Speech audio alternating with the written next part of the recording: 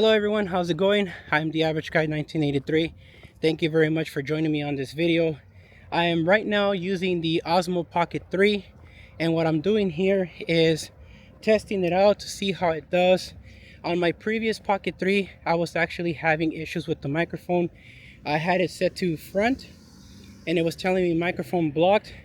I then set it to front and rear and it still told me the same thing, and I was getting this weird tinny flange sound, almost like if I had the wind noise reduction on, which I didn't. This didn't start happening until I turned wind noise reduction on the other Pocket 3. So this is actually the second Pocket 3 I get. I do have my smartphone on me here, so that in case I get any microphone blocked type of error, I can try to record it on video.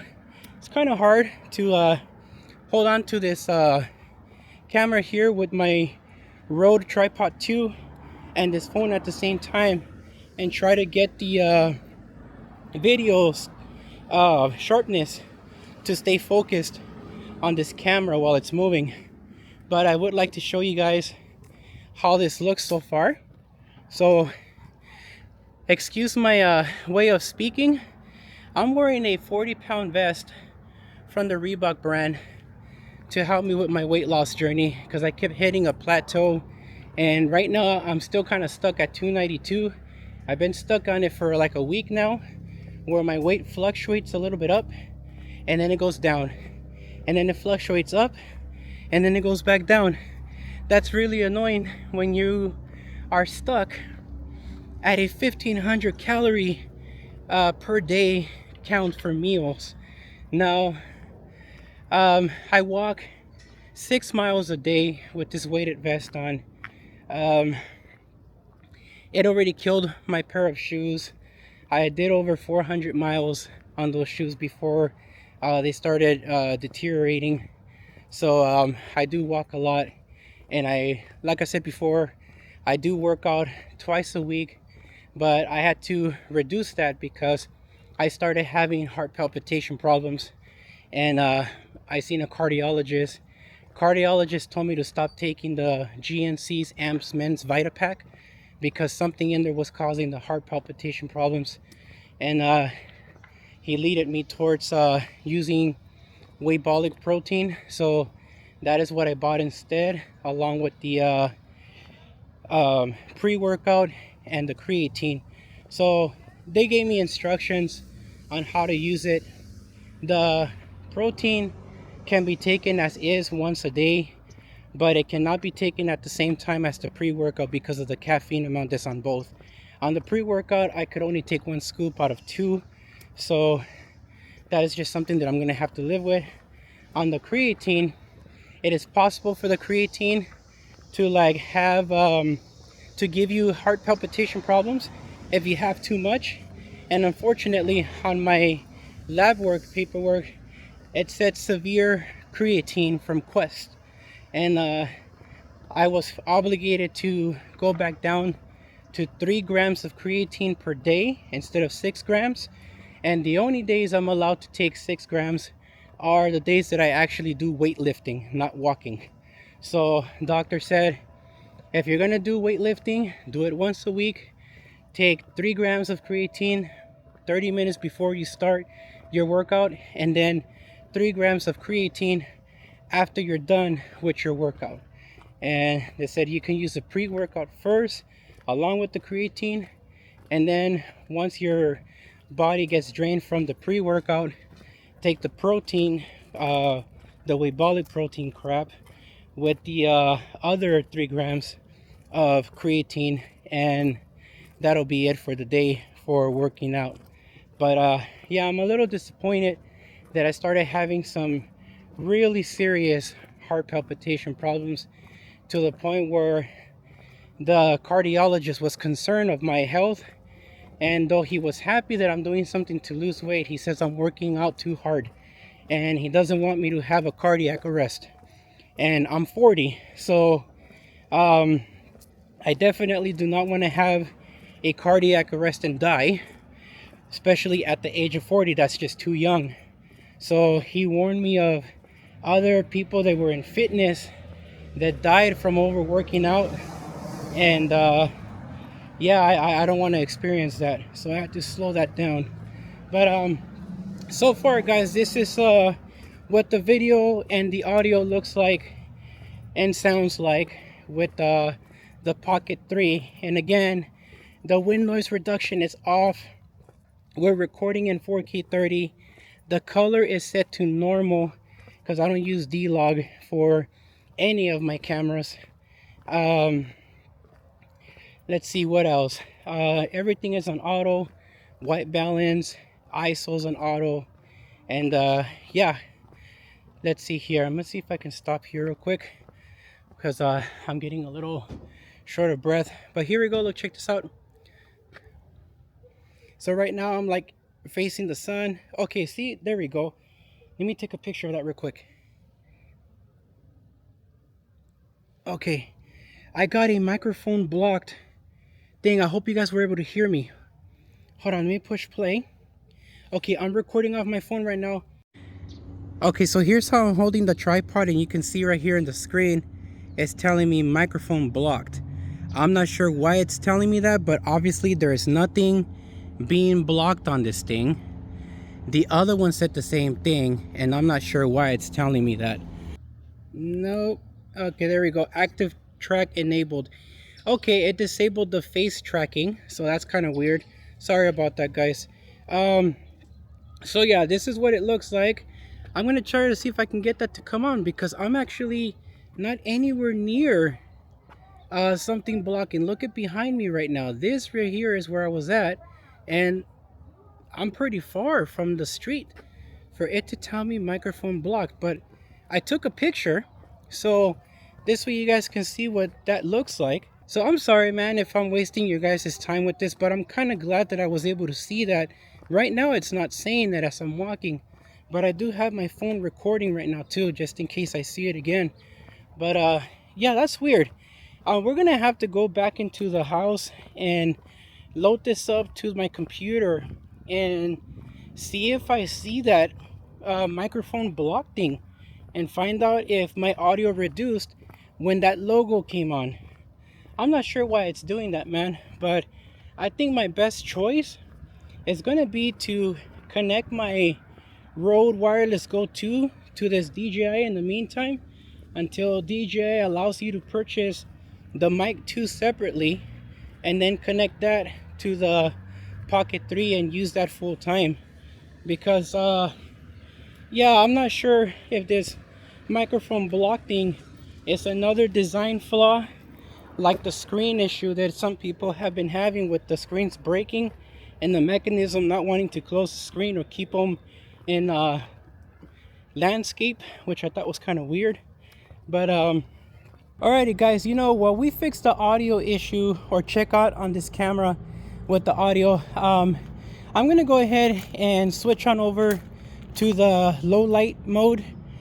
So right now it's 9 a.m. in the morning, so I'm gonna have to wait several hours before we check up on that video. But I'm gonna go ahead and show you guys that now, and then once we come back from that, we'll talk about this Pocket 3 and the microphones, and maybe DJI can chime in and find out what's happening, because this is a new one, and I'm also experiencing that microphone block thing, and I'm not sure why it's happening. So I'm gonna put that as my thumbnail, because I need DJI's advice on this problem and find out why it's doing it.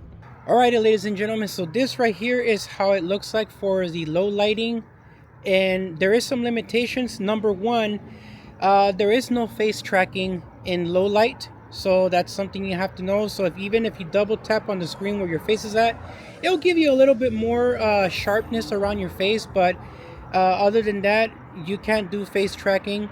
Number two, you're stuck at 4K 30. So if you like using 4K 60, this might be a deal breaker for you if that's what you want to use. But this is what it looks like. I don't see any jittery at all, and from what I can see on the screen, being at 50% brightness, it looks really good. So this is it. Look, check it out.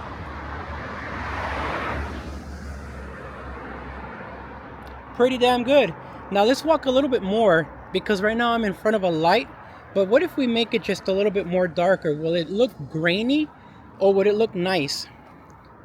So let's see. This is a spot that doesn't have much light. Here we go. And you can actually see glare from the light at the top. But again, from the display, it looks freaking wonderful. I think it looks cool. But again, it's a tiny little display versus a larger screen. So once I get to my computer, I'll be able to find out exactly what this looks like, if there's any kind of grain. But I'm pretty sure, since I have everything on auto, there's ways to use pro mode and adjust your lighting after you do many testings. But if you don't really use this for low lighting and you use it only in the daytime, from what you guys were already able to see earlier, I think this is a really great camera. This is very comparable to my Sony Alpha 7 IV when it comes to things like the resolution, and it does have some limitations. You know, obviously this is like a 20 mil look versus my Sony Alpha 7 IV with the G Master lens, which is 24 to 70 millimeter. So again, I think this looks great. Let's go ahead and turn around, start making our way back. But yeah, this is what it sounds like, and I'm talking straight into the camera.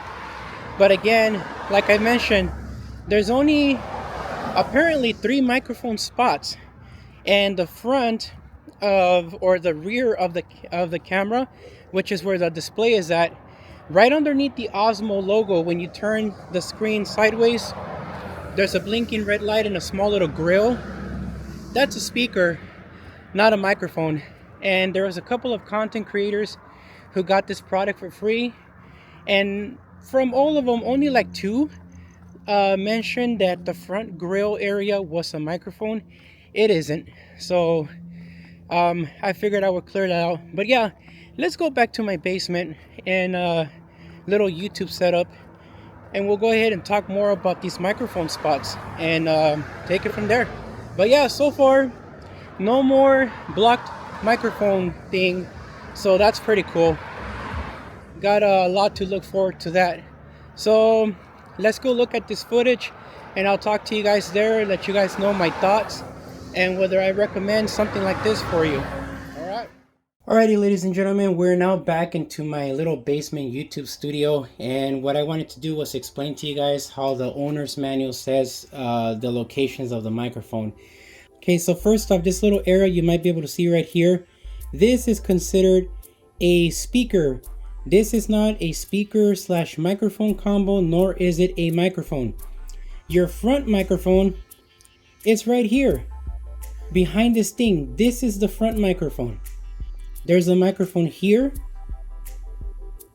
and a microphone here.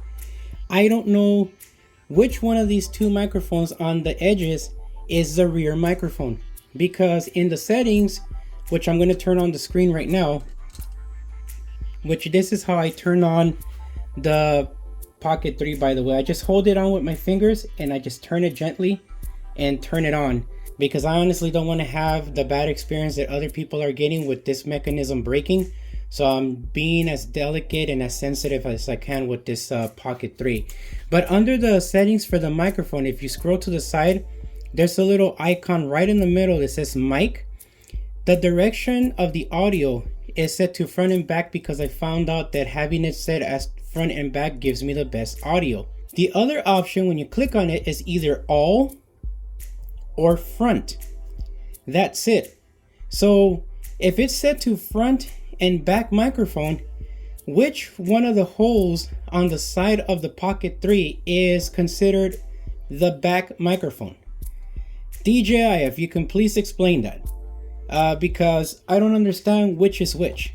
Are both microphones on the left and right side of the unit considered back microphone, or is only one of them considered that?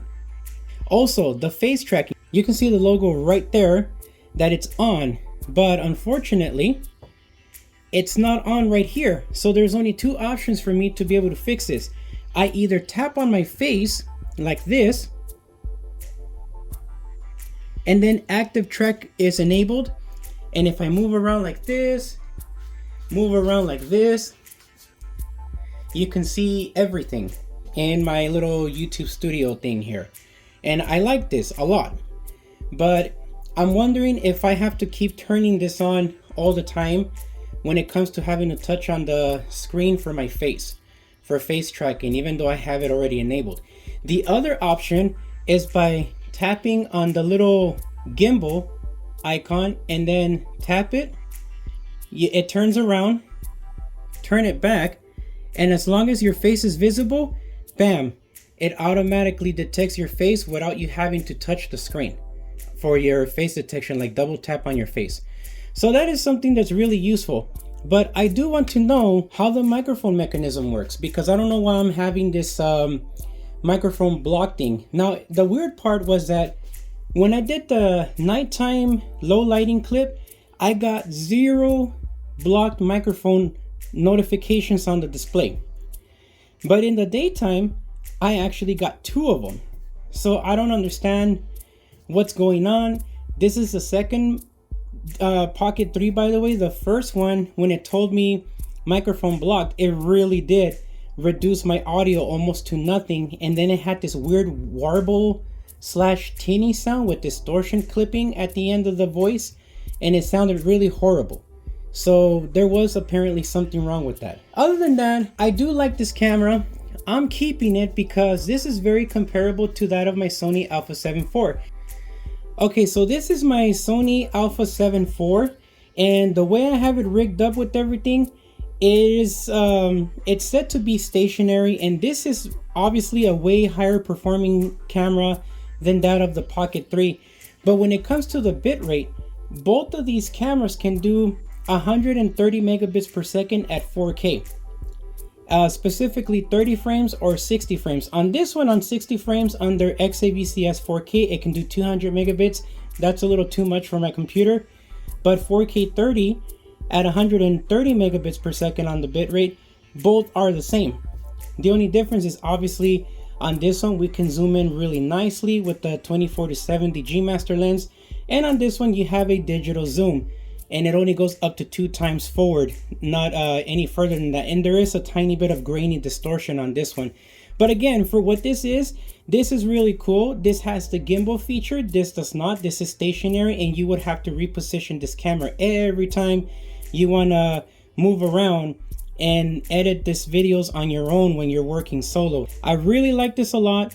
I'm keeping it, and what I'm going to be doing is just using one of the Rode microphones that I have here with this. In the meantime, what I can do here is use a small adapter like this, little USB-C, plug it in on the back